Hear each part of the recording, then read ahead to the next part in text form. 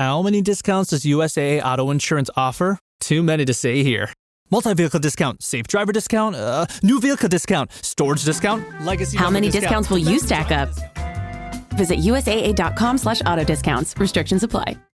This episode is brought to you by Heyday. Feeling stressed? Take a moment for yourself with Heyday. Stroll through rows of golden wheat, tend to cute barnyard animals, and discover the joys of a digital farm retreat. You don't have to hop in a car or catch a plane. Escape to the farm at the tap of a finger. With Heyday, you're not just tending to a farm, you're tending to yourself. Heyday. Search Heyday, that's Hay space DAY, in your favorite app store. Heyday is a free-to-play mobile game and offers optional in-app purchases and random rewards. Hilton brings you new ways to stay, with experiences that let you capture the glory days. Introducing the Graduate Hotels.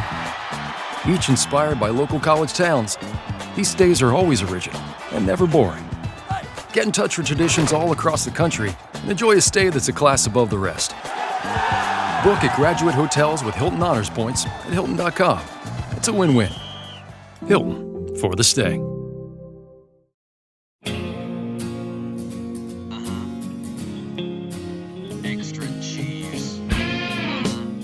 Matt, we are back with another parody on this album, and I'm gonna play my cards a little bit early here. Okay. I think the best parody on Poodle Hat with a complicated song. The best parody on Poodle Hat. Interesting. Okay. All right. I'm ready to start the conversation from that place. Yeah, and I needed to bring someone with me, a good friend of mine, someone who's done a ton of great podcasts.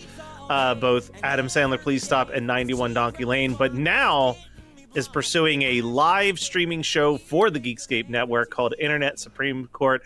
I'm so excited to have the dishonorable judge Robert Bacon here to talk about a complicated song. Yes, that's dishonorable Chief Justice Robert Bacon. Sorry. Ooh, Yes. wow. Get the title right. Yeah, there's a reason why I wear that doily during the live stream. Got to check it out. Thank you so much for having me, both Matts. It's great to be on again. Love Weird Al. Welcome back. Love Welcome talking back. about it. You know, Matt Kelly reached out to me and he's like, hey, here's basically I had the pick of the litter for this album.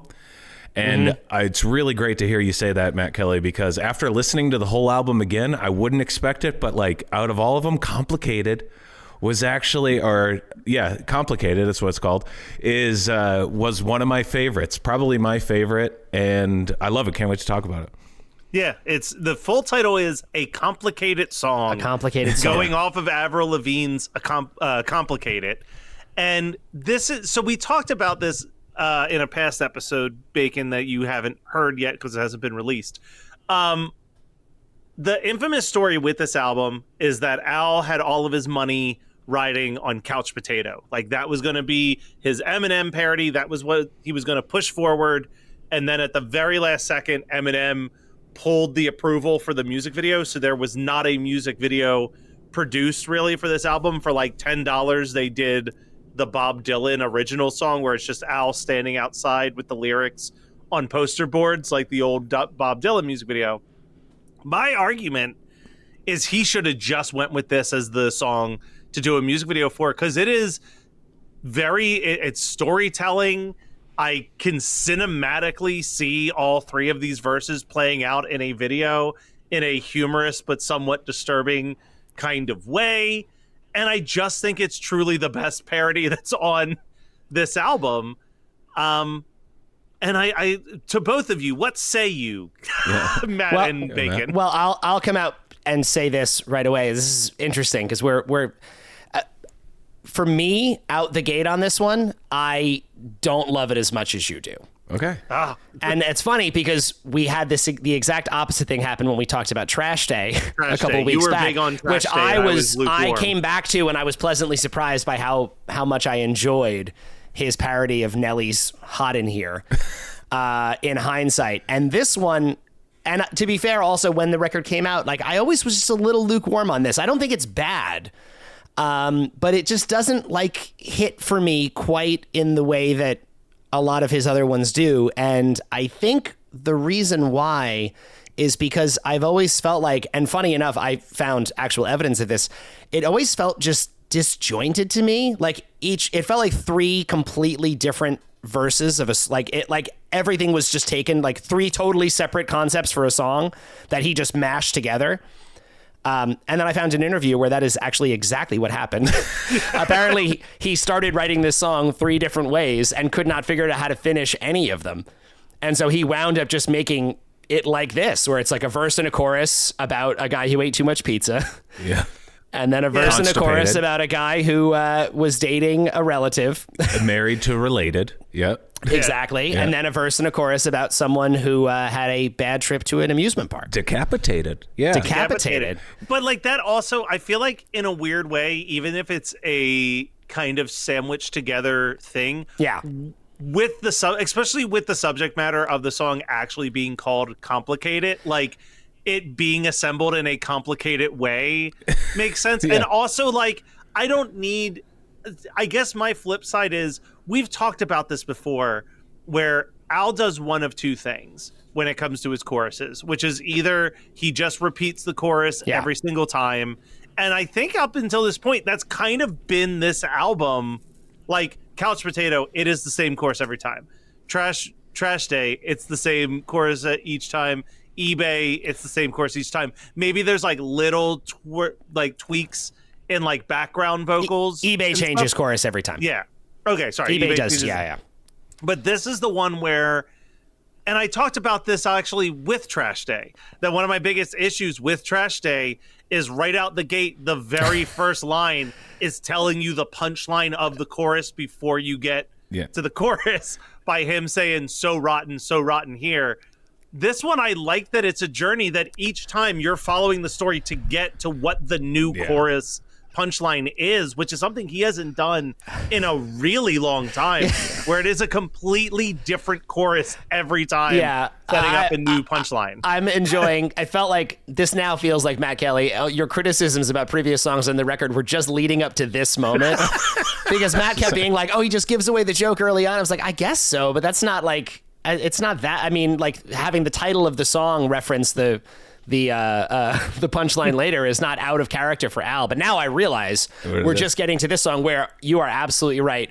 The most delightful thing about this is hearing the verse and trying to figure out where he's going with the chorus in relation to Complicated. Like that is funny to hear unfold. Yeah. And even coming back to it, I knew them. Like I've heard this before, of course, but coming back to it, I still like, as you see him starting to like set the joke up for like what the refrain is going to be. It is that part is very fun. That's what I love about it is it's all set up to the punchline of the chorus, and it's a really great setup where it feels like it kind of just flows into there, and you're like, oh, and I love that it changes every time, and I love that. I think he had to find what the song was, and I wouldn't think it is funny if the whole thing was constipated, or if the whole thing was related, or if the whole thing was decapitated. I do think he was right to make that. Yeah, it's hard to imagine 3 verses about the constipated pizza thing. Like that would have been a lot. And he did it in the perfect, Weird Al knows his shit. He heightens perfectly. Constipated, that one's barely anything. Yeah, getting married to your cousin, related, that one's pretty bad. I don't know. There's very few things worse than incest, but then to go above and then death. And then death. That's like the only thing worse is death. And also, I gotta bring up a funny thing about this. When my wife and I got married, you do the... You both had family crests. Oh, we both had on your body. So, what a reveal. Yeah, here we go. So hold on. Hold on. We'll get there. Don't try to get ahead of me. You'll get to gross places. So my wife and I got married, do the whole ceremony. The next day we go into the courthouse and we go sit down with like the person and get the actual marriage license. That's where you actually get married. And so it's like very serious. We have to bring all our, like birth certificates and everything. And the lady, we're going through the whole process. And then the lady asks, I'm sorry, I have to ask this, but are you more related or closer related than second cousins? And then both of Ruth and I are like, what is a second cousin? And then I said, And I said, well, you tell us, what's it called when your mom and your dad are the same?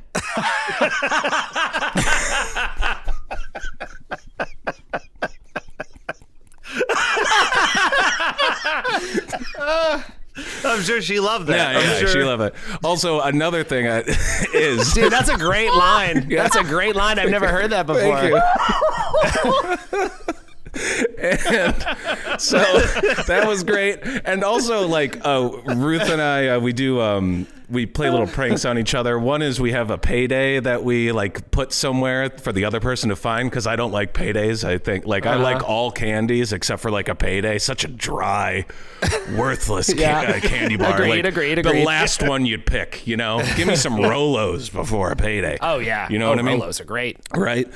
And it's the same old ass payday. So like when Ruth had all our birth certificates, all the important stuff, in a big manila envelope, I snuck in a payday into that giant manila envelope. So then when we do sit down to talk to the lady, she's like, do you have your birth certificates? And my wife's like, yeah, let me see. I paydayed her in the courthouse. In public. Man. Wow. You're ruthless. Yeah. This is, I like the way that it heightens. I like that it's all set up and then the punchline is the chorus. So you're kind of like, where's this going the first time you hear it? And you're like, oh man, yes. Yeah. But to your point, it is true. This could happen to one person. It's not really written in a kind of way where it makes a lot of sense. It does a little bit, right? Because I think this is a really unfortunate person. This is one guy.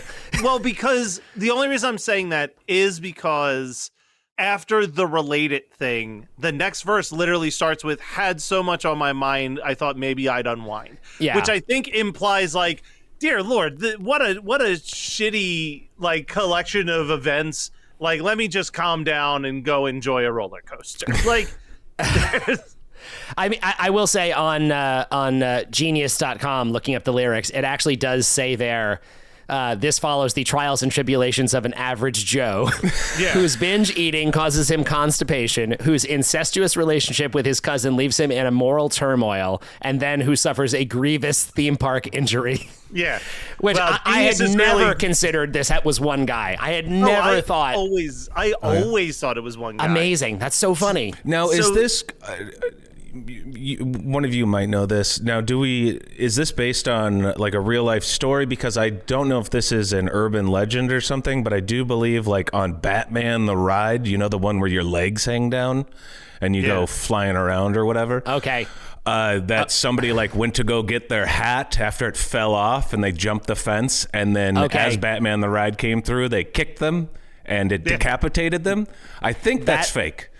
That is a true story. True story? You can kick someone's head off like Mortal Kombat? That is a true story. A teenager at Six Flags over Georgia hopped the fence to get his hat, and the Batman ride came around, and he was decapitated. That event happened 5 years after this song. After? So, I don't think... It was inspired. I don't think it would be appropriate to blame Al for that. No. But boy, that is a weird... I know. It was funny because when I re-listened to this and I heard that line, I was like, there is a story about this. And I had to double check. This song came out in 2003 and that event happened in 2008. Wow. See, I didn't even know if the event was true because it just seems like one of those things that's like, just an old wives' tale or something. It is true. Wow. Before we get back into the hilariousness of this song, guys, don't hop fences at amusement parks. Don't do that. Fences are there for a reason. It's not worth it for a hat. No. Come on. I mean, Was it a pretty nice hat? Yeah, did the news story say what kind of hat it was? You know what? I hope it was. Yeah. I hope it was a pretty nice hat. I hope it wasn't Good something. God, poor kid. Yeah, no, it was a terrible thing. Horrible. All I can think of is we already did a ton of Simpsons references last week, but I think of the Camp Krusty episode where it's like, and a kid was eaten by a bear. It's like, oh God, because well, actually, it was his hat. And he goes, well, was it a nice hat? Yeah, it was. Oh.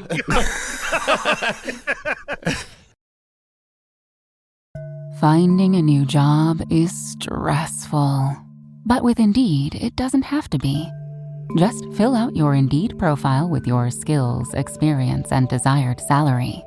The more you fill out, the better your matches will be.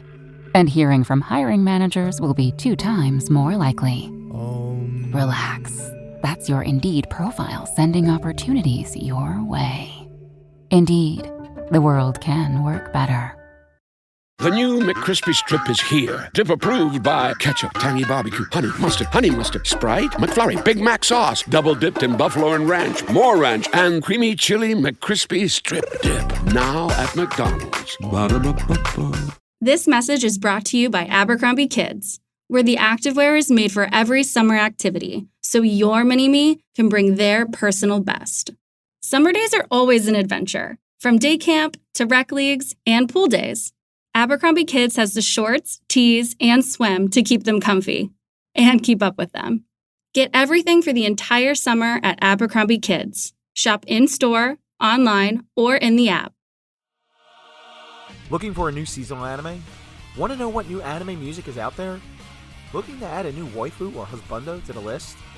Or are you just looking for a modern or classic anime to add to your plan to watch list?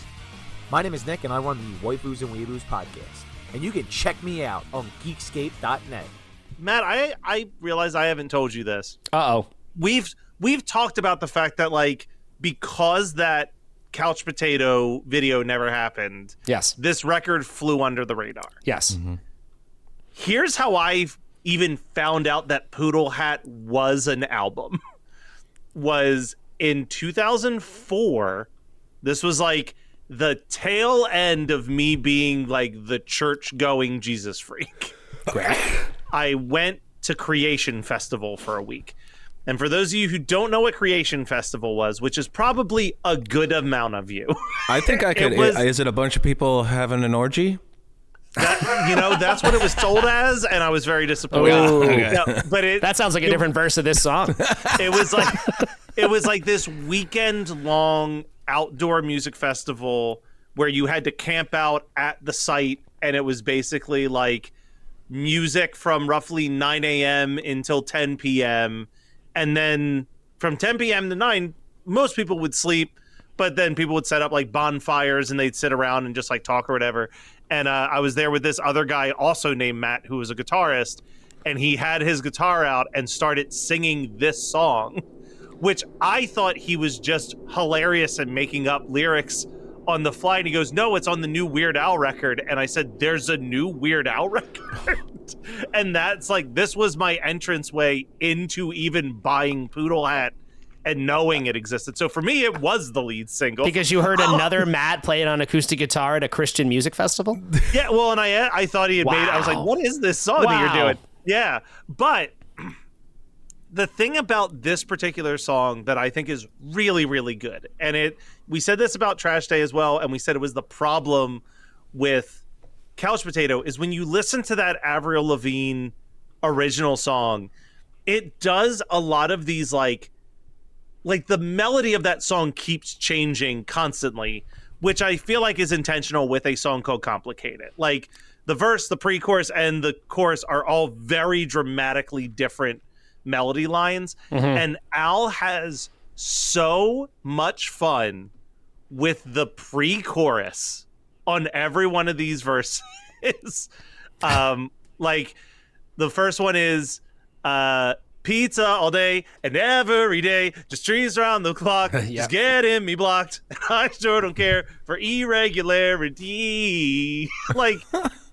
But like the ones that kill me are like later on. I think it's the the one about the roller coaster when it said like said not to stand, but that's a demand that I couldn't meet. I got on my feet and stood up instead and knocked off my head. Like, you see, there's just such a fantastic like beat with that.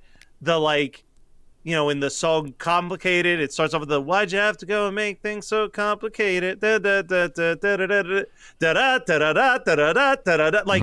part of the chorus is another part where he is just having so much fun with all of the rhymes that he can fit in to this very quick pace. Well, yeah, I mean, I think what you're just describing there, and I agree, which is that "Complicated" is a really well-written song. It's a really well. This is a good song, and it's funny because, you know, so we keep coming back to it. When this record came out, I was 16, maybe 17, and I was, oh boy, this is okay. I'm gonna talk about my personal life a little more than I usually do, but that's fine. We're on that track for this. This is my complicated relationship with a complicated song.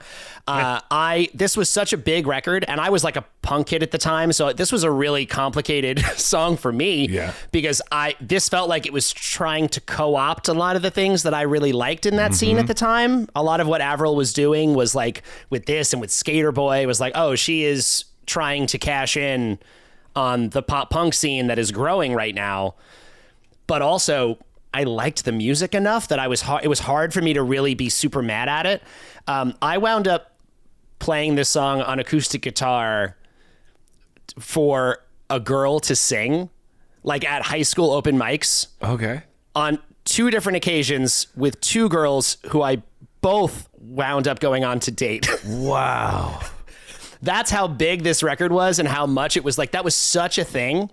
I mean, it was a massively massive. So my relationship to "Complicated" is complicated. I have a lot of loaded memories attached to this song. So if like you're listening to tremendous this amount. and you're single, just learn how to play this on guitar, find a girl to sing it, and you'll end up dating them. I can't promise it'll hit quite the same way in 2025 Probably. as it did in 03, but boy, in 03, girls were ready to sing the song. Actually, there's another deep cut Avril reference, a song on this record called "Things I'll Never Say," which I also did for a girl.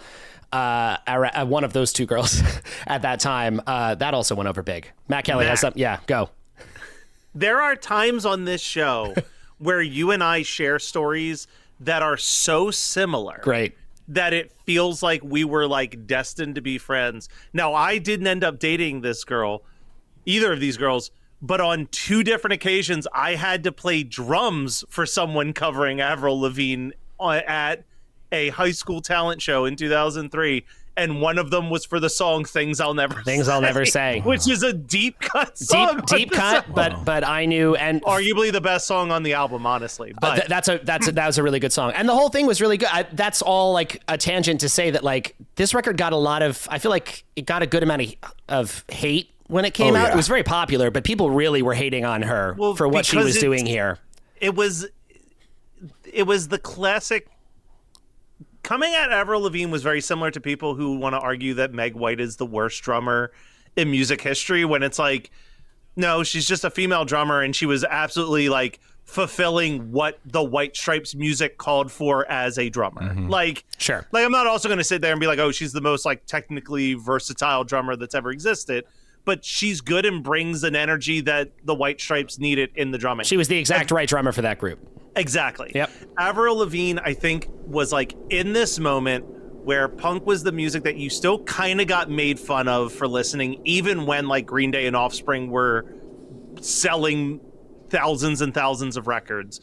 And right around 2002 is what I always cite, is like you had Enema of the State come out in 99, and then Sum 41 came out like a year later, and it was like starting to have this very pop culture, pop punk thing.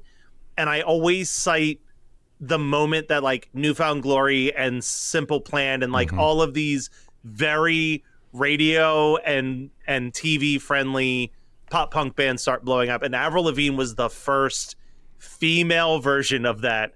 So of course, in classic douchey name 5 songs by the band whose shirt you're wearing, sure, there seemed to be this attitude of like, before we even knew the phrase industry plant, like she's just some pop star that they're trying to cash in on the punk thing with, and blah blah blah blah blah. And people were saying that who were a Blink-182 fan. I'm a Blink-182 fan, you know? And it's like, you can't, they couldn't see themselves being like, oh, I'm listening to pop punk. And then they just see like, oh, this is the ultimate commercialized version of that. Yeah. And then they would dunk on girls who would wear ties to school and stuff like but what you don't understand, like what a lot of people don't see when you're fans of that, right? You're like, hey, stop infiltrating my zone. What you need to understand too is like, hey, sometimes that's just like the gateway for people to like it. Like 100%. Green Day and Blink-182, that's what I listen to. And then I'm like, oh, I kind of like this. And that's what got me into listening to NoFX. Yeah, you know, I wouldn't listen to NoFX if there wasn't for that. Yeah, so don't... You're not going to just pick up a NoFX record with no, like, reference point to get you there. But yeah, that's... You know what, Bacon? You pointed out such a brilliant perspective of, like, yes, a bunch of dudes in Vans sneakers and oversized Dickies and like... Abercrombie and Fitch collared shirts were pointing at girls wearing ties saying, what a bandwagon jumper. Yeah. And it was so easy because she was a young girl. She was close to your age. You know, she's Canadian. It's just easy to take shots. Yeah. You know? And not for nothing, the lyrics to Skater Boy do leave something to be desired a little bit, but Complicated not her best is song. Not her best Skater song. Boy. No. I will say there's one, it's worth noting because you're absolutely right. Blink-182 and Green Day were already considered by a lot of people as the safer version of the real thing, quote unquote. Yeah. And this was an even safer version still. I do think Avril got dunked on a bit unfairly, but it is worth noting that this song was co-written by Lauren Christie and the Matrix production group, who also wrote for the Backstreet Boys and Britney Spears. Like, there was some honesty and truth to the idea that this was the music industry responding to obvious real enthusiasm for bands making this type of music. And they were like, oh, we need to find a vehicle for this. And Avril is a writer. She does co-write on all of her material. I'm not trying to take that away from her, but it was an interesting time in seeing this person come into the fold who did have like some real heavy hitter writer credits behind her to basically ensure that this was going to land, you know? Similar case I always think of is Pink, right? Like, if you look into the history of Pink, her start was like fronting a punk band at her high school. Sure. Yeah. But then she gets signed, and that first record is like borderline a Britney Spears record. Like, it is such a pop, like, we're trying to make this person someone that they're not. And no one really talks fondly of the first Pink album, but it's the second Pink album where she like actually is doing what she wants to do and even addresses in the lyrics like, I'm tired of being compared to Britney Spears, like, she's pretty and that ain't me. Like, she started writing these like way more what her actual voice is. There's nothing wrong with, like, my vision is like Avril Lavigne probably was a fan of punk and was getting signed to make pop music and said, hey, this is what I care about. Can we find a way to bridge this gap? And like anything, the studio's there. Like, another thing, like her look, you know, that was always a big thing. Even though that was her look was very popular at that time. But even then we knew like, hey, this look is not going to last. Like, this is just very of the time. But even then, like, her punk looks like 8 different people took a look at it and all had little like, all right, let's look at this, look at this. You know, you had to go, this is in every part of the music industry this happens in, right? Like your look, everything.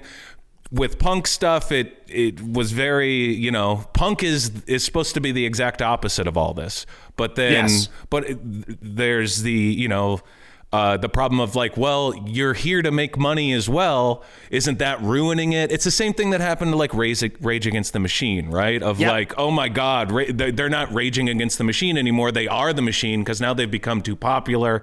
And that's like kind of the look at it, right? And there's always those flip sides, right? Yeah. Like the example I always use, and they're a one-hit wonder, but it's such a fascinating story, is like Chumbawamba, right? Like the band Chumbawamba are like full-blown anarchistic punks from England, and like all that they've ever done is use the money that they've made from being Chumbawamba to like survive enough that they're not living on the streets and then fund all of the things that they are passionate about. Like the story that I always love is GM paid them an absurd amount of money to use one of their songs in a car commercial, and then they immediately took that money and hired a watchdog group to investigate GM. Yeah. like that's like being punk and still being able to like pay your bills. You know what I mean? Like that's very rare. That's very rare that anyone carries it to that degree. I mean, kudos 100%. To Chumbawamba for that. We live in a capitalist society, and it's very difficult. It's very difficult as an artist to make money in a capitalist society, and until you reach like a certain point, and very, very, very small amount of people can like hit this point where they could live off this forever or make enough money to even live. You know, if you're an actor, fighting with a kid at a party who was confident that his band was going to be as famous as any other band by just putting their music for free on the internet, and his example was, well, Radiohead does it, and they make a ton of money. I'm like, Radiohead had 3 albums by a major record label to promote them to the world before they were giving away their shit. And there's more to becoming famous than talent. There's talent, there's luck, and there's drive. And you need to have at least, mostly luck. Even if you have the talent and the drive, you still need the luck. And you need all 3 in order to make it. So it's very difficult to like Avril Lavigne. I can't really put too much on her. Like, I don't know her whole situation, but it's just like, I like doing this. I got to make money doing this. This is my one opportunity. I'm going to go this way, and this is how I'm going to do it. I always respect people like you, Matt, like you, other Matt, who make money doing the things that they love and who are able to make money with their creativity, because it's so hard. It's so difficult. It is very hard. Yeah. There's also, important to note, even aside from the money side, in this world we live in, like, there's also just, you need to play the game at a certain level, even if you just want your voice heard. Forget about making money from it. If you want people to hear what you have to say, you must follow certain protocols. You must be, I mean, in the current day and age, you must be on Spotify. You must have people getting you out there. You must be paying for placements and to get your music featured in various ways. Like there's just no other way to do it. And the money is, for some people, more of the be all end all than others, but it's an essential part of the game. It's unfortunate or fortunate, depending on how you look at it, but that's just, it's where capitalism and art, we've talked about, Al has made songs even making fun of this exact thing, because it is inherently kind of ludicrous, but it is the world we're in. Like the business and the art go hand in hand, and that's just how it goes. You know what it is? It's complicated. It is complicated. I want to talk about the chorus. I love the incredibly deep dive into art that we are doing about this song. I'm looking at this like constipated diarrhea song. But like the lyrics on my screen right now. We're gonna talk about the constipated. No. I'm so excited about it. But that's why, because it's like I'm not a music guy, right? Like I'm a writer, I'm a video producer, I'm an actor. Sure. Like that's what I do. So when Weird Al stuff that really tickles me is the stuff like this, where it's like, oh my God, written perfectly, heightened perfectly. Going through. Go ahead, Matt. Yeah. And that's the thing that like Milligan has pointed out a million times on this show is when you A and B some of these songs, he gets it pretty much spot on 99% of the time. And the cadence and the ability to take the chorus to complicate it and write something so descriptive in an awful way with the I sit and I wait and I strain and I sweat and I clench and I feel the pain. Like that's brilliant. Like that is so, like, every one of those lyrics, you're just painting more and more of a picture of this man's terrible constipation experience. Al's really just really quick comparison, because I know he's done it before, but not that much. Like Al's really on a digestive issues kick, because he also references diarrhea in "Wanna Be Your Lover," which is the last song we talked about. I'm sure there are other references throughout his career, but 2 songs back to back about about poop. Well, I just felt the need to mention that. I mean, how many he's always eating weird things, you know, like, so like, Yes, he's just bound to true. get constipated. That's true. Maybe this is the side effect of like he spent 2 decades just writing songs about all the horrible food he was eating, and now we're Here it seeing is. the aftermath. Here it is. Because also he talks about pizza. Pizza doesn't make me constipated. Actually, the opposite usually. Same. It is a funny angle. You are right about the pizza making you constipated thing is definitely a marker of an older individual. Oh, really? Yeah. Okay. This is not a child's problem. I never worried about pizza as a kid. That's only like approaching 40 years old, and you're like, oh, how many slices of pizza can I really eat here before there's going to be an issue? Yeah, but also this, I don't think it'd be as funny as if like Weird Al was going to a steak party, you know? Yeah. Or Well, just the idea that he's brand literally party. going to. I love the idea. The setup of this party, the setup of this song, is that he's going to a pizza party at someone's house, and everybody canceled except for him. Like that, so many people RSVP'd that they ordered 19 pizzas. 19 extra large pizzas. That is an enormous amount of pizza. You're expecting at least 40 to 50 people at your house, or at 4 to that point. 5 Chicagoans. Yeah. That's it. But the other chorus that I think is top tier Al. I'm is sorry, when we 152. If it's an 8-slice pizza, it's 152 slices of pizza at this party. Just had to just throwing that out there. You're expecting minimum of 50 people to have 3 slices apiece, roughly, at that point. I could eat a whole pizza. Yeah. If I show up to your pizza party, I could eat a whole pizza. So I want to jump to when he gets decapitated, because the other thing that we've talked about that Al is so brilliant with is describing something horrible as like just kind of an inconvenience. And he literally writes it in the lyric where he says, "Why'd I have to go and get myself decapitated? This really is a major inconvenience. Man, I really hate it. It's such a drag." Like, I can't eat, I can't breathe, I can't snore, I can't belch or yodel anymore. I can't spit or blow my nose or read Sports Illustrated. and then he goes back into getting himself mutilated. And the repeat of that, the can't blink, can't cough, can't sneeze, but my neck is enjoying a pleasant breeze. Haven't been the same since my head and I were separated. like that's just, that to me is, I think that this song, while it is a Frankensteining of 3 concepts that he couldn't get a full idea out of, it also is like, because of that, kind of just if you needed to introduce someone to what Weird Al's sense of humor and parodies are, this is such a great introductory to like what is the Weird Al sense of humor in a parody. Mm-hmm. Like it checks so many of the boxes. You got food in there, you got like dark comedy in there, you got like shrugging off tragedies there. Like it's a lot of his stuff. Is this the darkest one? Decapitated no. and incest? There's worse? I will say the incest reference, I don't think he has ever touched that before or after. And he does it in the lightest possible way. Yeah, cousins. Incest light. Yeah, exactly. I mean, the accidentally... accidental, yeah, that's true. Accidentally finding out this is my cousin, although it is, the joke at the end of it is deciding whether or not that is indeed a deal breaker. And of course he gets to throw in a great what to do now. Should I go ahead and propose and get hitched and have kids with 11 toes and move to Alabama where that kind of thing is tolerated?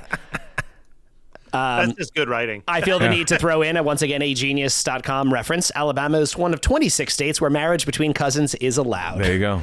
However, at least one of the parties involved is required to be sterile, which would eliminate the risk of kids with 11 toes. There you go. There you go. So, just in case we were concerned about the accuracy of that line. Yeah, no, it is. I mean, considering how goofy and light this song is, he does. Yeah, I mean, the incest verse followed by the decapitated verse. It's definitely it's darker on the page than it sounds when you hear him doing it in this song. I was going to say, I would say that, like, I think Albuquerque as a whole is a darker song than a complicated song, especially in the way it's presented with so much screaming and maiming and mutilation for 12 straight minutes. Yeah, and it's 12 minutes on you, too. Yeah. So, like, you know. That is true. It's asking a lot of you. It definitely is. And, you know, I will, because, again, I said, like, it's not my, you know, not immediately my favorite. You could admire this even just, like, how many times he found ways to rhyme the word complicated.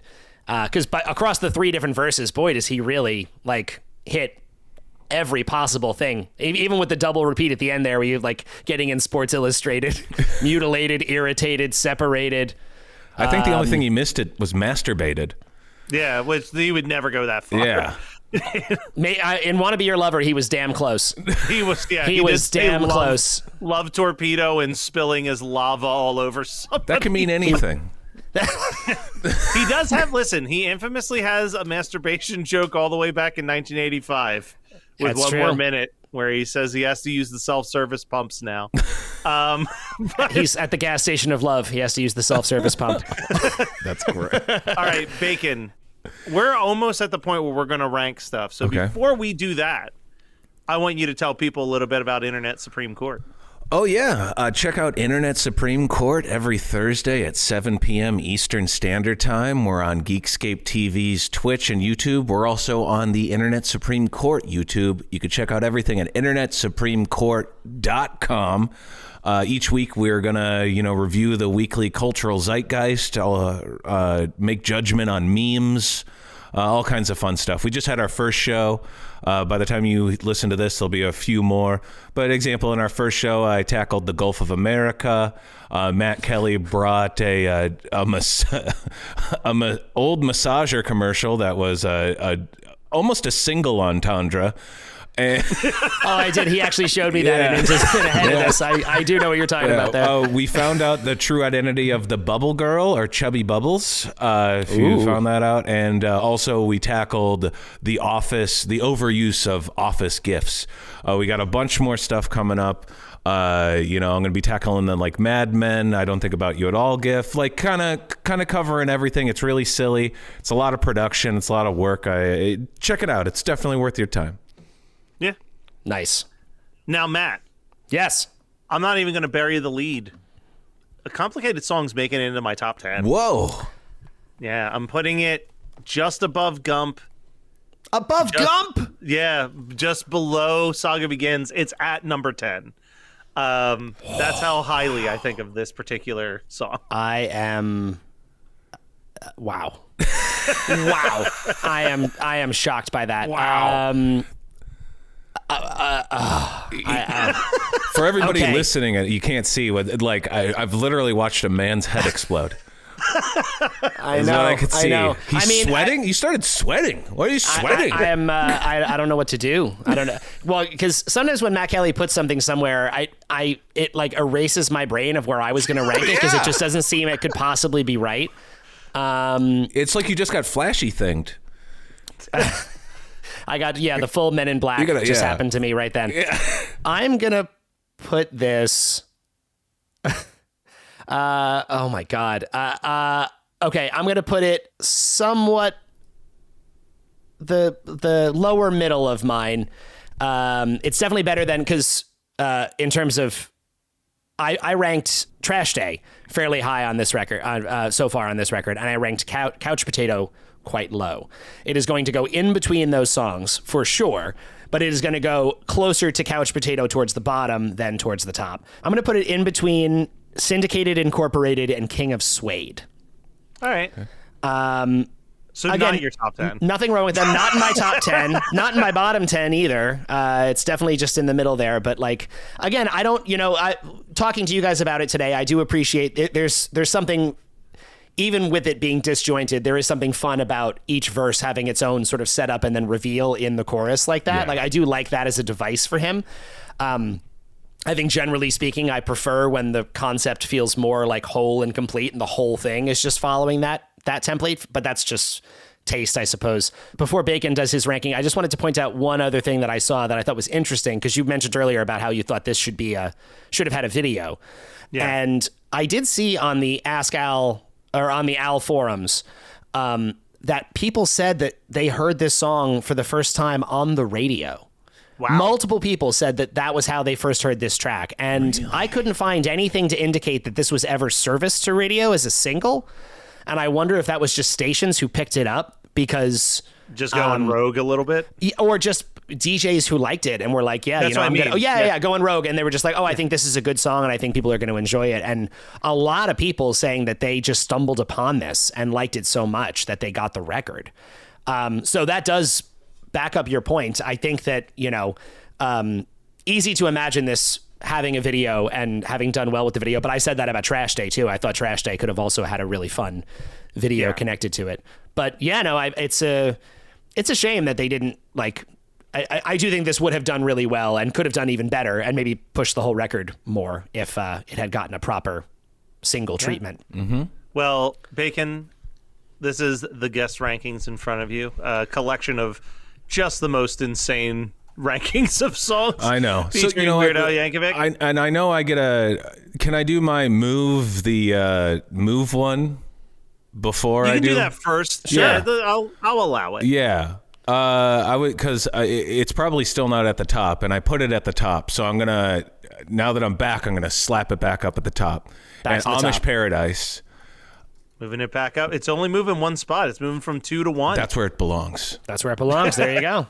All right, now complicated song. So yeah, start at the top, and it's definitely not going to be top 10. Oh my God, it's so far. Okay, I'm going to put this above Yoda and below Lasagna. Hell yeah! Look at that, Matt. Take that, Yoda fans.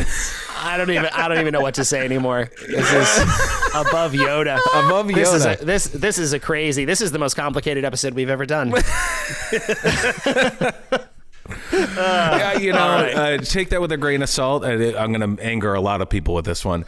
Not the biggest Star Wars fan. More of a Star Trek fan than a Star Wars fan. You know what's funny? Well, we had Brendan from Wheatus on to talk about Yoda, and he said the exact same thing. Yeah. He is more of a Star Trek guy than a Star Wars guy, so you're not alone. Okay, good. There are dozens of you. Dozens.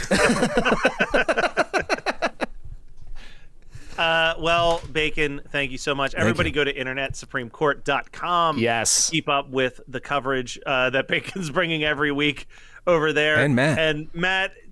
I know that some things happened today. You saw me put this song in the top 10. You saw Bacon put it above Yoda. You might be thinking, why does this always happen to me? And good news, next week we're going to dive into that very question. Another killer Matt Kelly segue. Well done.